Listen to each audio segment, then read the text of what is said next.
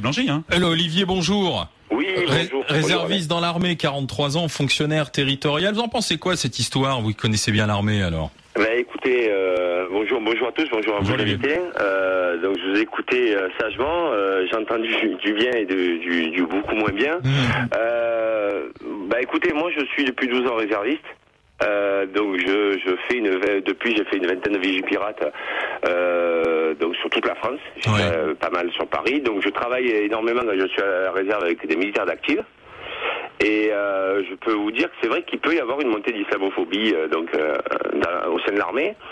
Mais quand on est de l'intérieur, après, vu de l'extérieur, j'entends bien ce que peut dire Monsieur Grandser. Hein. C'est sympa ce qu'il a dit. C'est vrai que la fin du service militaire a fait beaucoup de choses. Mais par contre, quand on est de l'intérieur et qu'on voit ce qui se passe dans l'armée française, je suis même pas étonné de voir des abrutis comme ce jeune de 23 ans. Pourquoi? Je suis même pas étonné. Parce que d'un côté, vous avez dans l'armée française, et encore une fois, j'étais sur un Vigipirate il y a 4 mois, donc je peux vous en parler. Quand vous voyez que des chambres, bon, c'est vrai que M. Grandser, je crois qu'il a dit que cet abruti était nourri, logé, blanchi par l'armée française. Oui.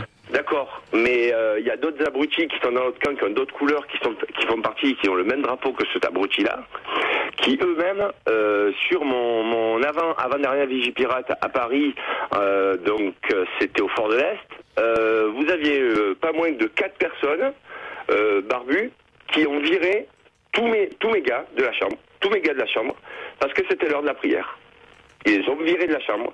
Je peux vous garantir, c'est une scène que j'ai vécue.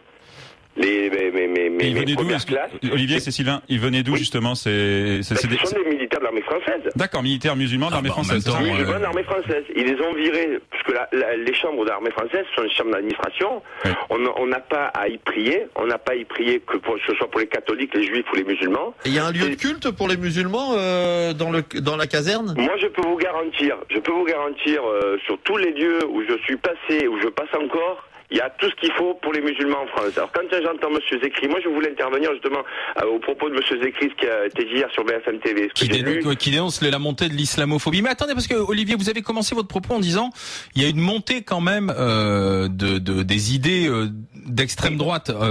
Comment vous l'avez vérifié, vous, ça, Olivier? Alors moi je l'ai vérifié justement sur le terrain parce que pour des petits jeunes, quand vous avez des jeunes qui sont idéalistes, qui rentrent à l'armée, oui, et que d'un coup on lui dit, ben non, tu es à l'armée française, mais tu vas manger des rations qui sont halal. Ah, d'accord. Parce qu'aujourd'hui, à l'armée française, je vous mets au défi de chercher et de trouver une ration qui n'est pas sans porc et halal. Il n'y en a pas, ça n'existe plus. Après, vous avez des petits jeunes comme ça qui sont un peu fragiles, qui rentrent à l'armée française parce qu'ils ont échappé au chômage.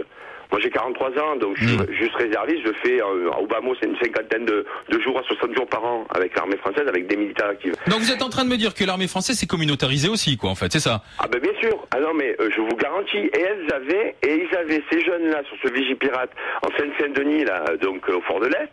Ils avaient tout simplement leur porte-parole qui était une première classe, une musulmane, très gentille au demeurant, et ils avaient leur porte-parole. Quand on a été voir, nous, sous-officiers, on a été voir le capitaine, et certains ont été voir le capitaine, des adjudants, en disant, mais on peut pas tolérer des gens qui mettent le tapis, se mettent en robe, et qui virent les gens parce qu'ils sont en train d'écouter la musique pendant leur moment de repos. Ouais. Et on peut pas... le capitaine a dit, écoutez, moi j'ai des ordres, qu'est-ce que je fasse? Écoutez, je sais pas, là, vous nous livrez un témoignage, ma foi, c'est ce que vous avez vécu. Non, mais je vous crois, Olivier, peut-être qu'il sera corroboré par d'autres personnes, effectivement, qui... Et donc, vous dites, cette communautarisation au sein de l'armée provoque non plus, comme avant, ce qu'on disait, un brassage, et puis tout le monde se retrouvait, et tout le monde était sur le même plan d'égalité, mais ça provoque un rejet de part et d'autre, quoi, aujourd'hui, cette communautarisation. Je crois que c'est M. Grandser qui a parlé de la fin de la conscription. Oui, c'est ça, du service militaire, ouais. Voilà, alors moi je l'ai vécu, parce que j'ai fait mon armée en 88, et j'ai fait 2 ans. Et en 88, il est vrai qu'il restait encore des petits vieux adjudants, majors, qui arrivaient de l'Indochine, qui arrivaient. Il est vrai. Moi, j'ai connu ça à l'armée.